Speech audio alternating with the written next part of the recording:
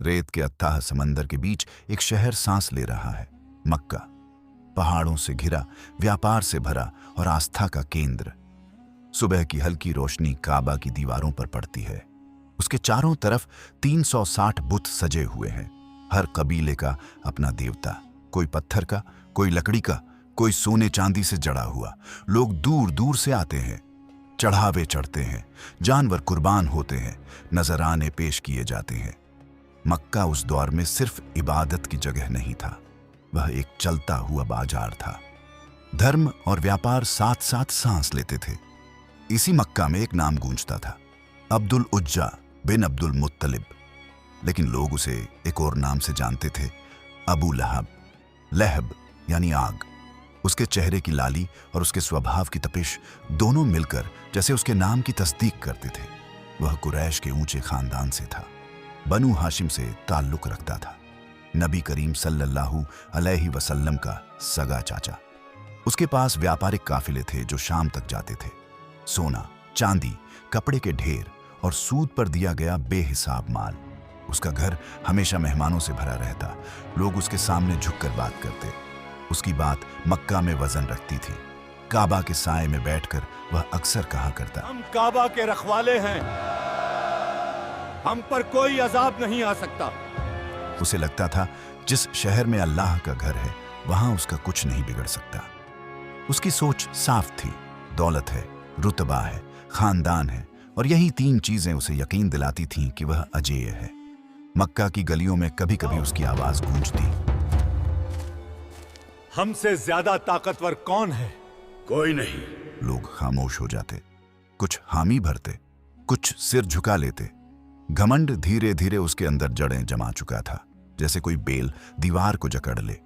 मक्का बुतों का सबसे बड़ा केंद्र था। हर कबीले का अलग बुत, हर बुत के नाम पर चढ़ावा, और इन सब के पीछे एक व्यापारिक व्यवस्था थी। अबू लहब उन लोगों में था जो इस व्यवस्था से फायदा उठाते थे। बाहर से आने वाले हाजियों को बुत बेचना, उन्हें डराना कि अगर बुत नाराज हुए तो मुसीबत आएगी। लोग डरते थे और डर कारोबार को मजबूत करता था। अबू लहब को महसूस होता यह शहर उसके इशारे पर चलता है। लेकिन मक्का की उसी धरती पर, उसी खानदान में एक और आवाज उठने वाली थी। एक ऐसी आवाज जो कहेगी, बुत नहीं, सिर्फ एक अल्लाह। एक ऐसी पुकार जो दौलत और रुतबे की दीवारों को चुनौती देगी। और जब वह आवाज उठेगी तो सबसे पहले जो तिलमिलाएगा वह यही आदमी होगा जो खुद को अजेय समझता था। उसे नहीं मालूम था कि आसमान उसकी बात सुन रहा है और जल्द ही उसका नाम कहानी नहीं, इबरत बनने वाला है। मक्का अपनी रोजमर्रा की हलचल में था। बाजार खुले थे, काबा के पास लोग बुतों के आगे सिर झुका रहे थे। लेकिन उस दिन एक पुकार उठी, सफा पहाड़ी की ऊंचाई से।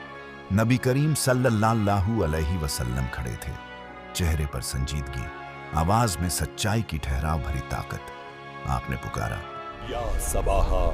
यह वह लफ्ज था जिससे अरब किसी बड़े खतरे की खबर देते थे। कुरैश के लोग चौंक पड़े, या सबाहा। सब काम छोड़कर जमा होने लगे। भीड़ जमा हो चुकी थी, हर कबीले के लोग मौजूद। नबी सल्लल्लाहु अलैहि वसल्लम ने पूछा, अगर मैं कहूं कि इस पहाड़ के पीछे एक दुश्मन फौज छिपी है जो तुम पर हमला करना चाहती है? भीड़ में से आवाजें उठी, हाँ। हमने आपको कभी झूठा नहीं पाया, आप सादिक और अमीन हैं। यही लोग थे जो सालों से आपकी सच्चाई के गवाह थे। फिर वह लम्हा आया। आप सल्लल्लाहु अलैहि वसल्लम ने फरमाया, मैं तुम्हें एक सख्त अजाब से पहले आगाह करने आया हूं। अल्लाह ने मुझे हुक्म दिया है कि मैं अपने करीबी रिश्तेदारों को चेतावनी दूं। एक अल्लाह की इबादत करो और बुतों को छोड़ दो। भीड़ पर जैसे सन्नाटा उतर आया। यह बात सिर्फ मजहबी नहीं थी, यह उनके कारोबार, उनकी परंपरा, उनकी शान, सबको चुनौती दे रही थी। उसी सन्नाटे को चीरती एक आवाज उठी। अबू लहब आगे बढ़ा, चेहरा गुस्से से तपता हुआ। उसने कहा, तब्बन लक, क्या इसीलिए हमें यहां जमा किया था? ये लफ्ज गाली भी थे, तौहीन भी।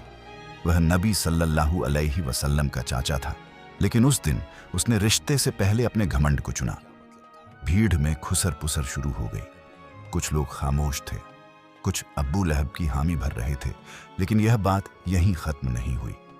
थोड़े ही वक्त बाद अल्लाह ताला ने एक पूरी सूरत नाजिल फरमाई। तब्बत यदा अबी लहबिन व तब माँ अगना अनहु मालहू व माँ कसब। अब्बू लहब के दोनों हाथ टूट गए और वह खुद भी तबाह हो गया। न उसका माल काम आया और न उसकी कमाई। सोचिए, कुरान में नाम लेकर एक पूरी सूरत, उसका घमंड, उसकी दौलत, उसका रुतबा, सबको एक ही आयत में चुनौती दे दी गई। अब यह सिर्फ इनकार नहीं रहा था, यह खुली जंग बन चुकी थी। जब भी नबी सल्लल्लाहु अलैहि वसल्लम लोगों को इस्लाम की दावत देते, अबू लहब पीछे पीछे जाता, कहता हमारा भतीजा जादूगर है, नई नई बातें लाता है, अपने बाप दादा के दीन को छोड़ने की बात करता है। हज के मौसम में जब बाहर से कबीले आते, वह पहले ही उन्हें रोक लेता, डराता, बहकाता। उसकी कोशिश साफ थी, यह आवाज फैलने से पहले दबा दी जाए। उसकी पत्नी उम्मे जमील, जिसका असली नाम अरवा बिन्त हरब था, वह भी इस दुश्मनी में बराबर की शरीक थी। वह ताने देती, उकसाती, नबी सल्लल्लाहु अलैहि वसल्लम के रास्ते में कांटे बिछाती। यह सिर्फ एक आदमी की नाराजगी नहीं थी, यह पूरा एक मोर्चा था। लेकिन जितना वह रोकता, उतनी ही यह दावत फैलती। हर ताना, हर मजाक, हर इल्जाम जैसे आग में हवा का काम कर रहा था। अबू लहब समझ नहीं पा रहा था, जिसे वह दबाना चाहता है वही आवाज और बुलंद क्यों हो रही है। उसे अंदाजा नहीं था कि यह टकराव अभी शुरू हुआ है। आगे वह वार करेगा सीधे नबी सल्लल्लाहु अलैहि वसल्लम के घर पर, और वही वार उसकी कहानी को और सख्त मोड़ देगा। मक्का की गलियों में विरोध की आवाजें तेज हो चुकी थीं। इल्जाम, ताने, मजाक सब आम हो चुका था। इसी दौरान नबी करीम सल्लल्लाहु अलैहि वसल्लम के बेटे हजरत कासिम रज़ियल्लाहु अन्हु का इंतकाल हुआ। घर में सन्नाटा उतर आया। एक पिता का दिल जो पहले ही दावत की जिम्मेदारी से भरा था, अब व्यक्तिगत गम से भी भारी था। लेकिन जहां दर्द था, वहीं कुछ दिल ऐसे भी थे जिन्हें इसमें राहत दिखाई दी। अब्बू लहब ने यह खबर सुनी। उसके चेहरे पर अफसोस नहीं था। वह लोगों से कहने लगा, अब ये अबतर हो गया, इसका नाम आगे चलाने वाला कोई नहीं। यानी जिसकी नस्ल कट जाए। यह सिर्फ एक जुमला नहीं था, यह ताना था, एक जख्म पर नमक। लेकिन उसी वक्त आसमान से जवाब उतरा, इन्ना अअतैनकल कौसर फसल्लि लिरब्बिक वन्हर इन्न शनिअक हुवल अबतर। हमने आपको कौसर अता किया और आपका दुश्मन ही असल में अबतर है। यह आयत जैसे ताने को पलटकर उसी पर रख देती है जिसने कहा था। नाम मिटाने की बात करने वाले का नाम कुरान में हमेशा के लिए दर्ज हो गया, इबरत के तौर पर। लेकिन अब्बू लहब यहीं नहीं रुका। नबूवत से पहले नबी सल्लल्लाहु अलैहि वसल्लम की दो बेटियां हजरत रुकैया और हजरत उम्मे कुलसूम रज़ियल्लाहु अन्हुमा उसके बेटों उतबा और उतैबा के निकाह में थीं। अबू लहब ने अपने बेटों को बुलाया। लहजा सख्त था, फैसला बेरहम। उसने कहा, अगर तुम मोहम्मद की बेटियों को तलाक नहीं दोगे तो मैं तुमसे रिश्ता तोड़ दूंगा। धमकी सिर्फ अल्फाज नहीं थी, माल से काट देने की बात, घर से निकाल देने की बात। आखिरकार दोनों बेटों ने तलाक दे दिया। यह तलाक सिर्फ एक पारिवारिक मसला नहीं था, यह एक रणनीति थी। मकसद था नबी सल्लल्लाहु अलैहि वसल्लम को अंदर से तोड़ देना, घर में गम भर देना, लोगों को यह कहने का मौका देना कि देखो अपने भी साथ नहीं। लेकिन हुआ उल्टा। जिसे वह कमजोरी समझ रहा था, वह सब्र और यकीन की ताकत बन गया। नबी सल्लल्लाहु अलैहि वसल्लम ने अल्लाह पर भरोसा रखा। दावत जारी रही और इतिहास गवाही देता है, हजरत रुकैया और बाद में हजरत उम्मे कुलसूम का निकाह हजरत उस्मान रज़ियल्लाहु अन्हु से हुआ, जिन्हें जुन नूरैन का लक़ब मिला। जिस वार से वह दावत को रोकना चाहता था, वही वार आगे चलकर इस्लाम की इज्जत का हिस्सा बन गया। अब्बू लहब की कोशिशें जारी थीं, ताने, इल्जाम, रुकावटें। लेकिन सच्चाई की आवाज अब मक्का की दीवारों से टकराकर लौटती नहीं थी, वह दिलों में उतर रही थी। अब लड़ाई खुल चुकी थी और अंजाम करीब आ रहा था। पाठ 4 हिजरत के बाद हालात बदल चुके थे। मदीना में इस्लाम एक ताकत बन चुका था। फिर आया जंगे बद्र का दिन। कुरैश के बड़े बड़े सरदार मैदान में उतरे। अब्बू लहब खुद जंग में नहीं गया। रिवायतों में आता है कि उसने अपनी जगह एक आदमी को भेजा था।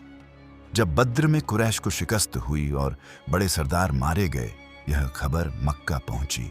अब्बू लहब के लिए यह सिर्फ हार की खबर नहीं थी, यह उसके गुरूर पर चोट थी। वह सदमे में डूब गया। जिस ताकत पर उसे नाज था वही बिखर चुकी थी।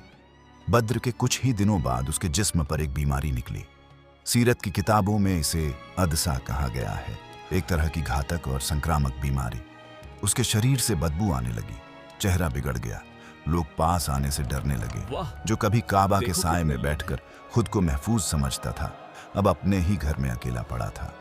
वह जो भीड़ को भड़काता था, आज खामोशी उसे घेर चुकी थी। फिर वह दिन आया, एक आखिरी सांस, और सब खत्म। लेकिन कहानी यहीं खत्म नहीं हुई। उसकी लाश 3 दिन तक पड़ी रही, कोई करीब नहीं आया। अरब उस बीमारी से डरते थे, यहां तक कि उसके अपने बेटे भी पास जाने से हिचकिचाए। आखिरकार लोगों ने दूर से गड्ढा खोदा, डंडों से धकेलकर लाश को उसमें गिराया। ऊपर से पत्थर डाल दिए गए। यह वही आदमी था जो अपने माल, नसब और रुतबे पर इतराता था। सालों पहले जो सूरत नाजिल हुई थी वह अब हकीकत बन चुकी थी। माँ अगना अनहु मालूहू व माँ कसब। न उसका माल काम आया, न उसकी कमाई। उसकी बीवी उम्मे जमील के बारे में भी आयत उतरी। वामरतहु हम्माल तल हथब। वह लकड़ियां ढोने वाली होगी।